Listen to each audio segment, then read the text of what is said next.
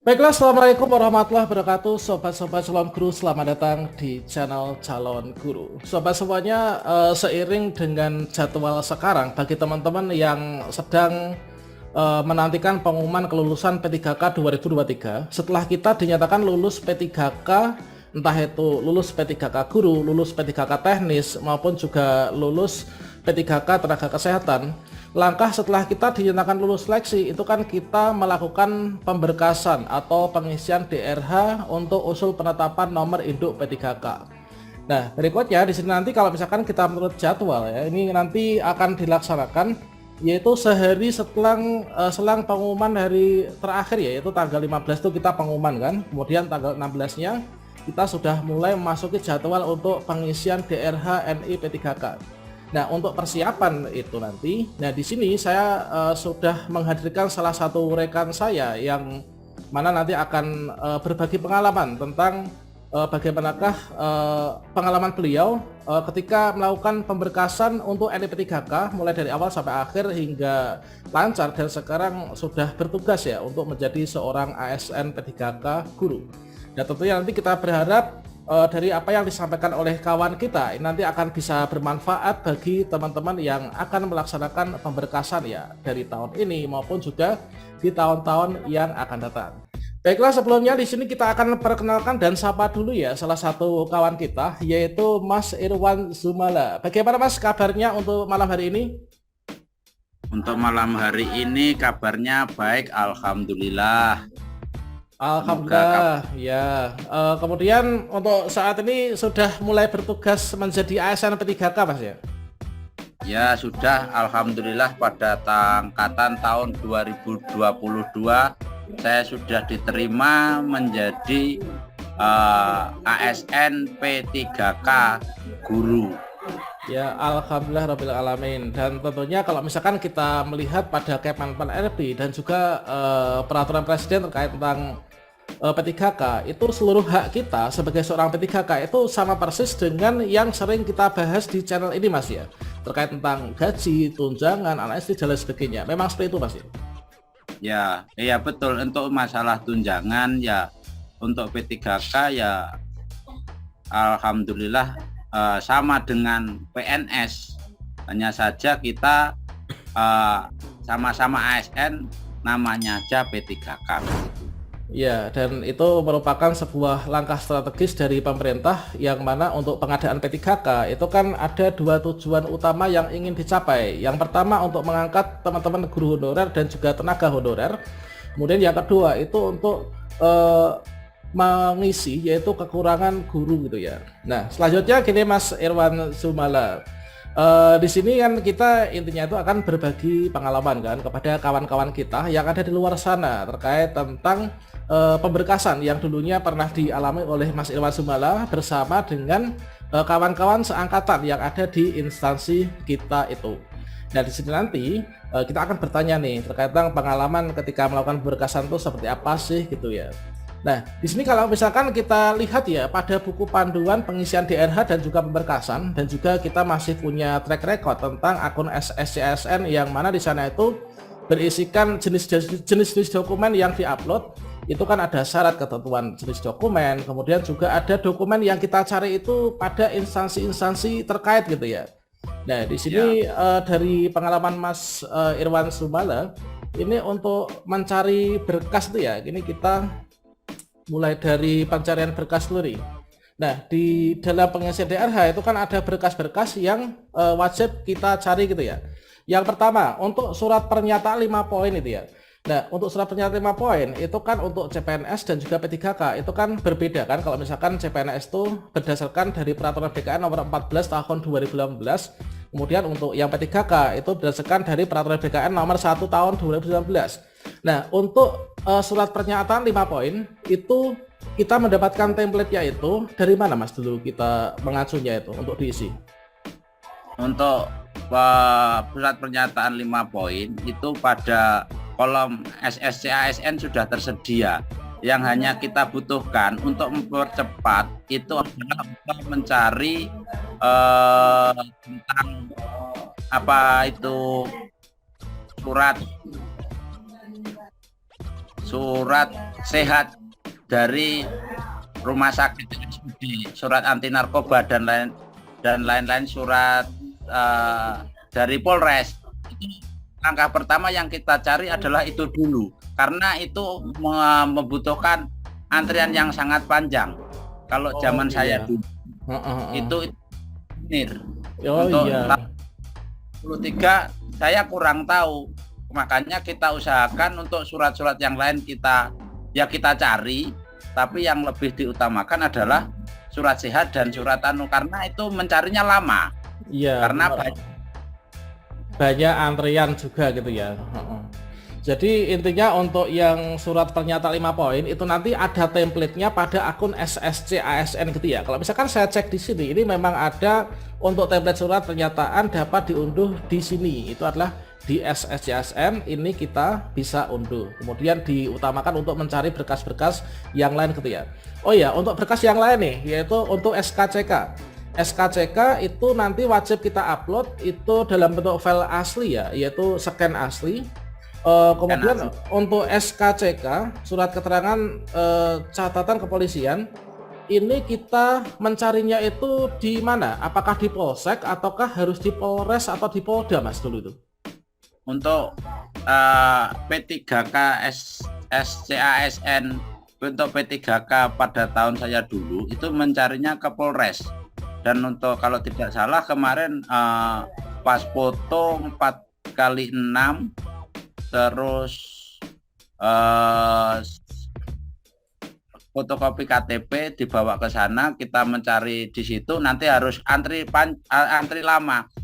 Kalau kita sudah mempunyai yang lama itu antri untuk sidik jari, Mas. Untuk sidik jari itu kalau yang belum punya sidik jari itu harus melakukan sidik jari, dan itu melakukan antrian. Setelah kita mendapatkan sidik jari, kita serahkan pembuat SKCK, itu nanti baru dibuat, itu ngantri lagi. Makanya kita usahakan SKCK-nya itu dari kalau P3K itu dari Polres begitu. Iya.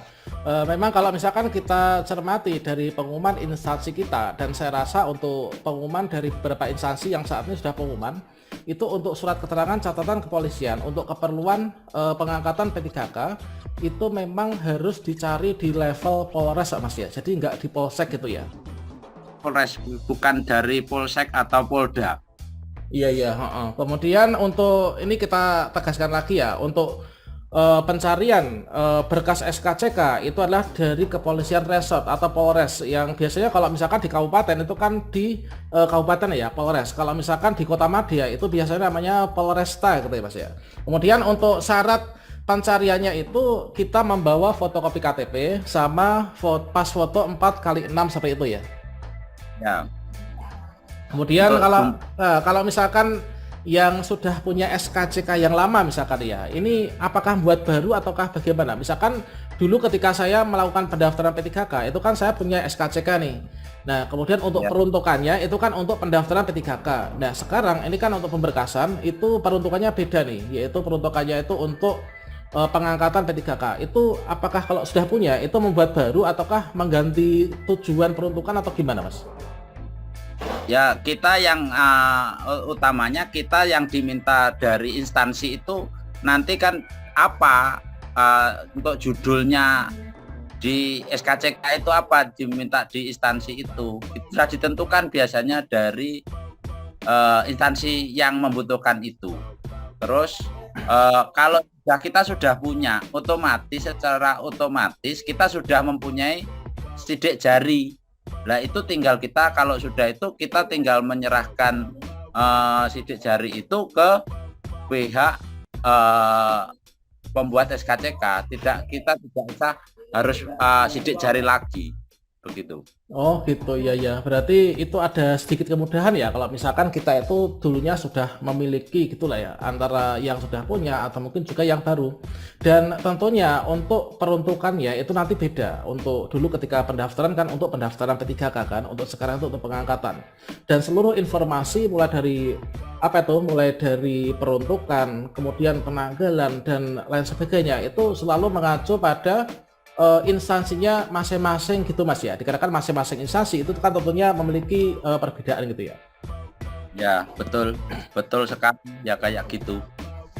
Iya ya. Kemudian dulunya ketika mencari SKCK itu kan kalau di daerah kita itu ada ribuan orang ya. Itu apakah langsung datang berbondong-bondong ke Polres atau mungkin daftar via online atau mungkin dikoordinir oleh dinas gitu Mas? Waktu itu kita mencari sendiri, jadi kita ke Polres sendiri, antri. Bahkan saya kemarin itu hampir 3 hari untuk mendapatkan SKCK itu. Makanya yang kita cari dulu itu ya SKCK dulu, karena di waktu saya dulu itu SKCK-nya tidak dikoordinir oleh instansi. Iya, berarti kita ini istilahnya inisiatif untuk mencari, kemudian istilahnya ya kita agak cepat itu ya, karena antrinya itu cukup banyak juga. Oke, saya rasa untuk masalah SKCK ini sudah cukup clear ya, mungkin akan bisa menjadi referensi bagi teman-teman untuk nantinya akan pemberkasan. Nah, selanjutnya di sini untuk daftar riwayat hidup ini sudah fix ya. Untuk daftar riwayat hidup itulah kita mengisi DRH perorangan dan juga DRH riwayat teman-teman, yang nanti untuk tutorial dan contohnya sudah saya berikan pada kartu video di atas ini, nanti silahkan dicek. Nah, jadi kita mengisi DRH perorangan, DRH riwayat, kalau sudah fix nanti kita unduh, kemudian kita tanda tangani, kita isi dengan apa itu huruf kapital gitu kan, ada tanda bintang ya kan. Setelah itu nanti kita scan, kita tempeli materai, kemudian kita upload di SSCSN untuk DRH. Kemudian untuk ini Mas, untuk file scan surat keterangan tidak mengkonsumsi nafsa nih, itu dulu mencarinya itu di mana Mas kalau di daerah kita? Untuk di daerah kita itu dari rumah sakit daerah, Oh gitu, dari RSUD langsung gitu ya. rumah sakit daerah. Kalau saya dulu itu dikoordinir, dijadwal. Jadi kita dulu tidak, istilahnya tidak oyo-oyoan begitu.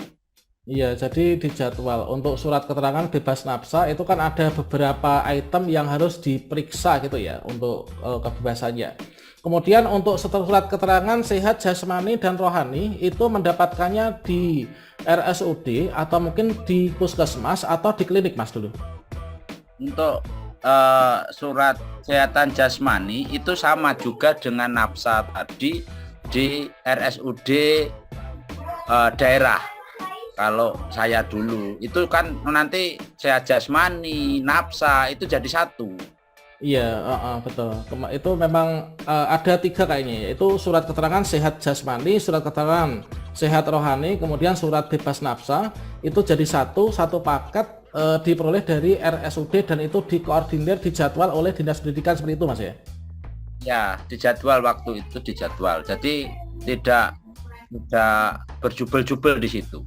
Oh gitu, iya ya. Kemudian untuk berkas yang lain ini ya, kalau misalkan kita melihat pada buku panduan, ini kan ada file scan surat ijazah ya, scan ijazah asli, yang mana di sini ijazahnya itu, oh ya, untuk ketentuan ijazah dan juga transkrip itu scan-nya bagaimana Mas? Itu yang asli ataukah boleh fotokopi atau gimana? Saya sarankan untuk teman-teman calon P3K itu saya usahakan jangan menggunakan scan HP, karena nanti terjadiannya adalah fatal. Kita istilahnya ke pihak fotokopi yang mempunyai alat untuk scan. Jadi scannya jelas, semuanya asli, tidak ada yang fotokopi. Untuk scan ijazah, transkrip nilai, saya mohon kepada teman-teman calon P3K itu jangan menggunakan scan HP. Ditakutkan kita nanti tidak terbaca begitu. Iya betul, selain tidak terbaca juga dari segi profesionalitas itu hasilnya tentunya beda ya. Kalau misalkan dari HP itu kan blur, buram, atau mungkin juga ada tulisan cam scanner, padahal ini untuk suatu hal yang penting. Ini jangan apa istilahnya, jangan gambling gitu ya teman-teman. Ini disarankan oleh salah satu kawan kita yang sudah berpengalaman ini. Ya betul. Ya, kemudian untuk surat lamaran ya, kalau misalkan ini nanti akan ada surat lamaran lagi. Untuk surat lamaran itu apakah menurut pengalaman dulu yang dialami, surat pelamaran itu apakah ditulis tangan ataukah diketik Mas dulunya? Untuk surat lamaran itu waktu saya dulu itu ditulis tangan begitu. Anjurannya dari sana, instruksinya dari instansi harus tulis tangan. Ya kita harus tulis tangan.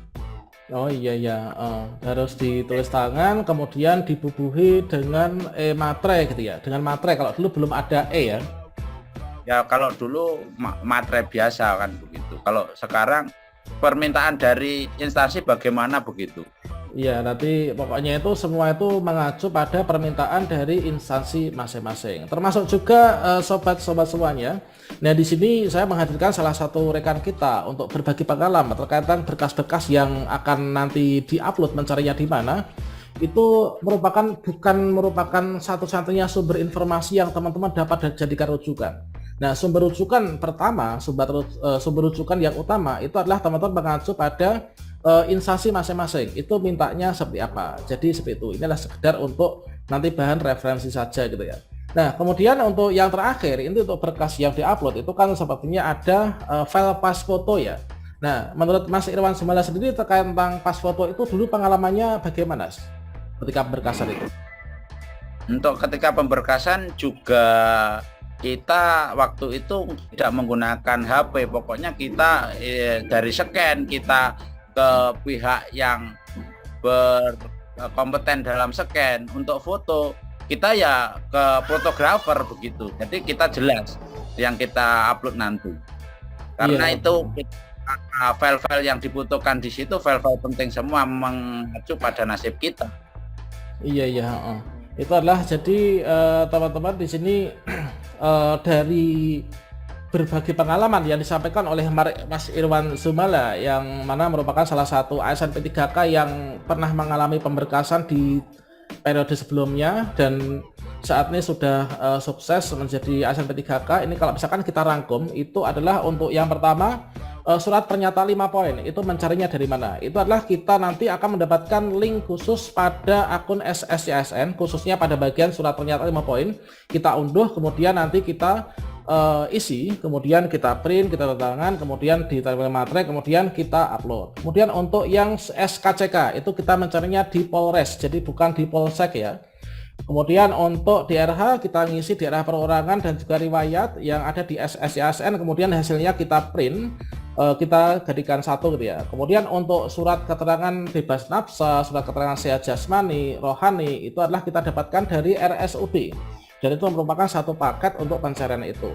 Dan selanjutnya untuk pencariannya itu nanti akan dikoordinir biasanya lah ya. Ini kalau daerah kami itu karena banyak juga. Ini kemarin dikoordinir sehingga pemberkasan itu bisa berjalan dengan sukses dan juga dengan lancar.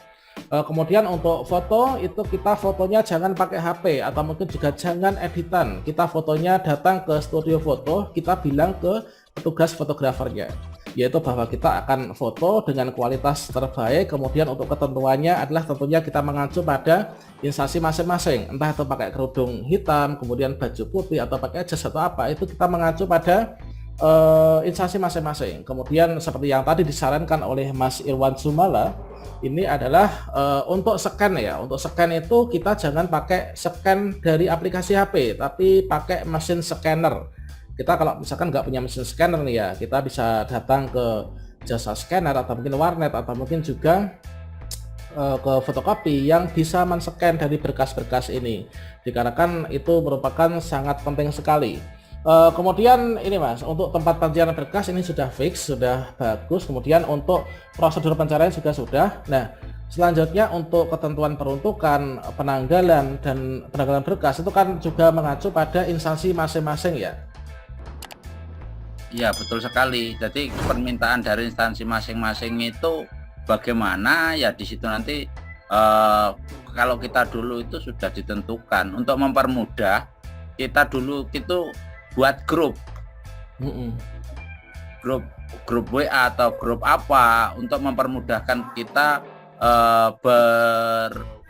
bertukar informasi biar kita sama-sama sukses bersama, maju bersama demi apa yang kita cita-citakan begitu. Iya betul sekali. Memang setiap pengumuman dari instansi itu selalu disematkan link untuk bergabung, teman-teman yang lulus itu untuk nanti bisa berkoordinasi gitu ya. Nah dikarenakan apa? Dikarenakan pemberkasan ini kita sudah nggak ada lagi saingan antara satu dengan yang lainnya. kita sama-sama mengejar nasib untuk kebaikan bersama, udah nggak ada saingan dan kita maju bersama. Karena ada satu saja yang telat, maka nanti itu berdampak pada semua, Mas ya. Ya, betul sekali. Satu tidak ya semua tidak keluar.